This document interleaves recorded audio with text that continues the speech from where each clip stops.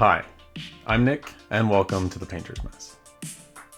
About a week ago, GW announced they'll be releasing a new Killteam starter set, which is a new thing for this new edition of Killteam.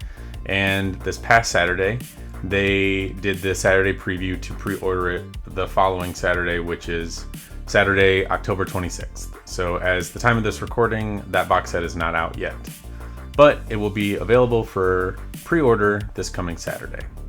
And the rules for the Plague Marine Killteam will be coming out as well when that box set is released. So I imagine the rules will be out on Saturday when the available pre-order is up and going. So if you're new to this environment, that set of Plague Marines was available as a Space Marine Hero box set that came out maybe a year or two ago.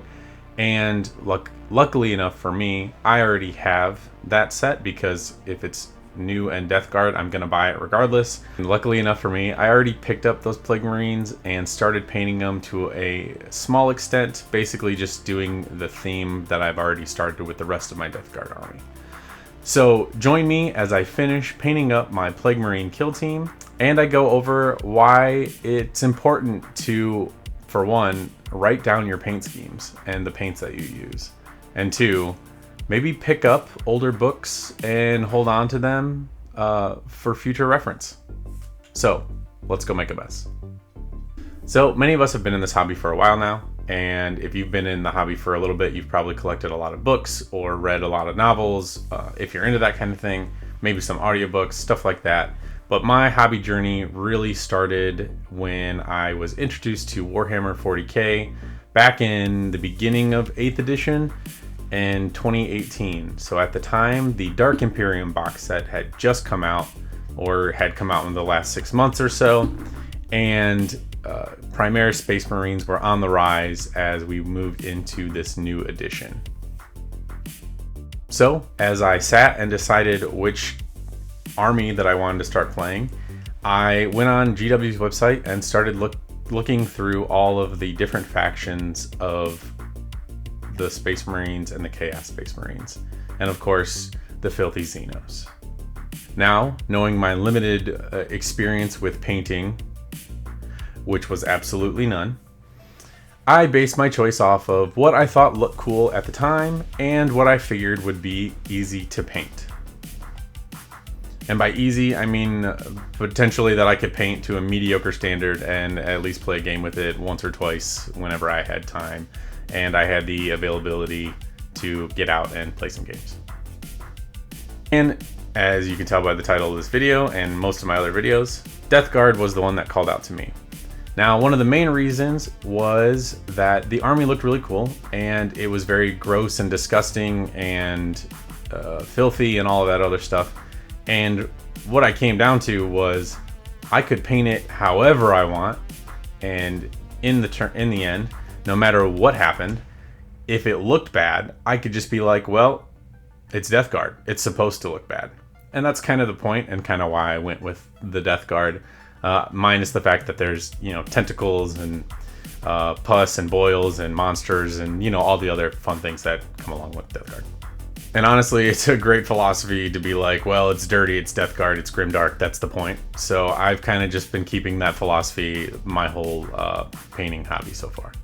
So something that came along with that box set, as well as previous editions, or at least what I've seen of them so far in the books of 40k and Age of Sigmar, and things that are no longer available in these books that we buy, are paint schemes.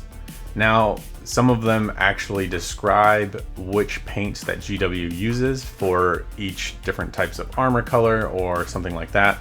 But also some of them just have, like, for example, the Plague Marines have different plague companies, and each one has a graphic of some kind of plague company with its particular paint scheme, but it doesn't exactly list the colors that are being utilized in that paint scheme, just that it's as a reference for you to figure out and try your best to imitate. So sometimes you just have to make it up as you go, and that's also perfectly fine, and that's a really good way to live your painting journey and live your life. So continue to do that if that's your thing. Now, I haven't picked up any of the new books, if there are new books recently for this newest edition, which is currently 10th edition as the time of this recording, but I don't know if I would unless it's Death Guard, but I don't know if I'm gonna ever play 10th edition, so I probably would wait anyway. But something out of the previous edition, which I believe is the 9th edition codex, is that, again, they removed the different Plague Marine companies, and they've removed a lot of the inspiration for paint schemes.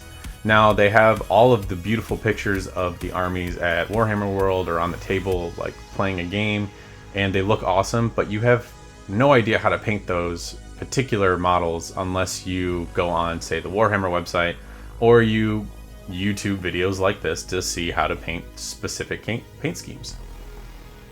Imagine one of the reasons is print prices, right? So you're taking out a chunk of pages that you no longer have to print on, so you're saving ink and pages, and in turn that can be made for another book, etc., etc. It's a money thing. I'm not a businessman. I can just see the silver lining. I could see the writing on the wall in that case. There are two main things that I want to point out about this. First, if you started collecting these books, either your army books or the monthly Warhammer subscription magazine, or any of the novellas or Black Library books or anything like that that give you inspiration, or at least have pictures in them in regards to paint schemes and all of that, I highly, highly recommend that you do not throw them away or get rid of them. They still have a lot of uses in the future, and this video is one of the reasons why I want to point that out. There are paint schemes in those books that you're not going to find anywhere else unless Warhammer or GW has made a video in regards to that paint scheme. So there's a lot of reference material that you're going to get out of those books that you're not going to get in the future.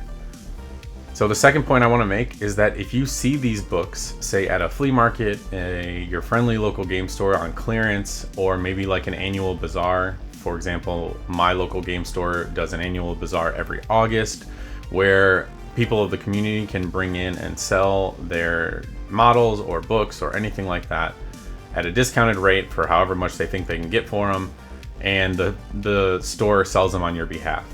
Now, if you can find books or you have the availability of doing something like this or going to something like this, I highly recommend taking a look at the large piles of books that are available. Now, usually most people go in there for cheap Warhammer models or stuff like that, but also take a look at the books and take advantage of what people are selling. Now, there's also eBay, and you can always find secondhand sellers and stuff like that on the internet. But you don't know what you're looking for until you find it and you have it physically in your hands and you're going through pages like, oh yeah, that might actually be important for me one day in regards to my army's paint scheme. And that's kind of the point that I want to make, is that if you collect these books, if you have the space for them, that they are useful in the future, even if they sit there and collect dust. It doesn't mean that they're not wonderful things to go back and reference. It also allows you to get an idea of how you want to move forward with a particular paint scheme. And even though it might not be the same army, say Death Guard to a Raven Guard or something like that, I could reference that paint scheme that's available in a picture or an image and try to replicate it for a second founding chapter or something like that. Either way, I can replicate what I see visually because I physically have it, or I can at least try to get my damnedest close.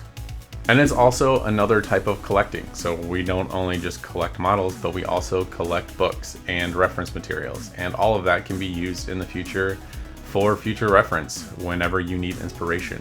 And these older books also have a lot of backstory and a lot of like in-depthness that is not available unless you just go down the rabbit hole of Reddit or Wiki or Warhammer videos or any kind of YouTube content.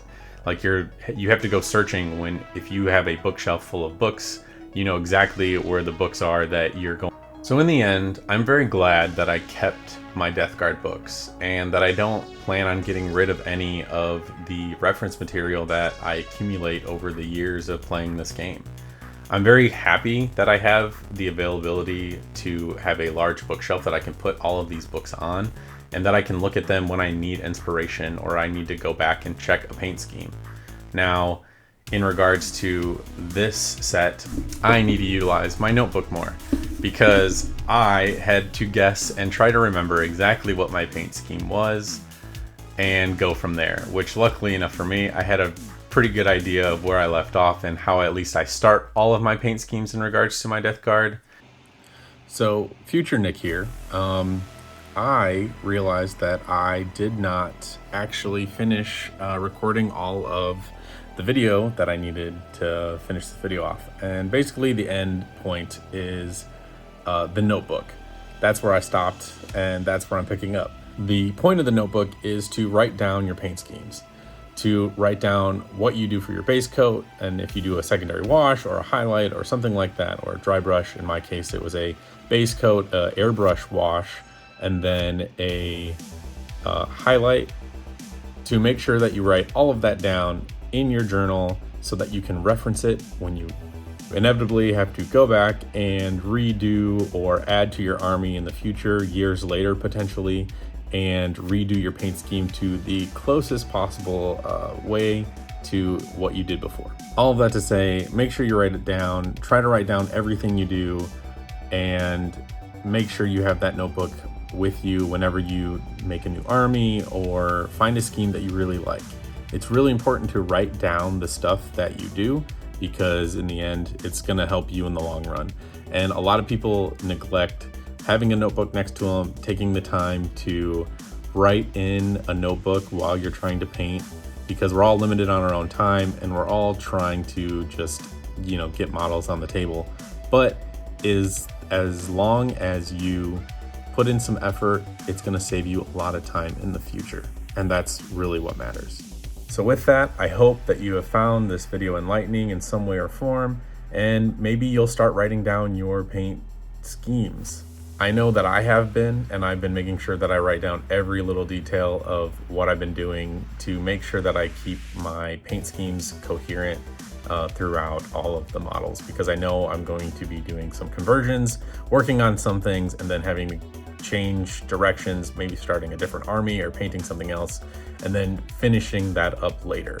So it's good to have everything written down, and definitely take that into the future. So as always, thank you so much. If you made it this far, you're awesome, and I appreciate everything. If you like these kind of videos and this kind of content, please let me know in the comments down below. Thank you so much. I hope you have a great day. I hope you have a great weekend. Go knock out some painting, and I'll see you in the next video. But until then, go make a mess.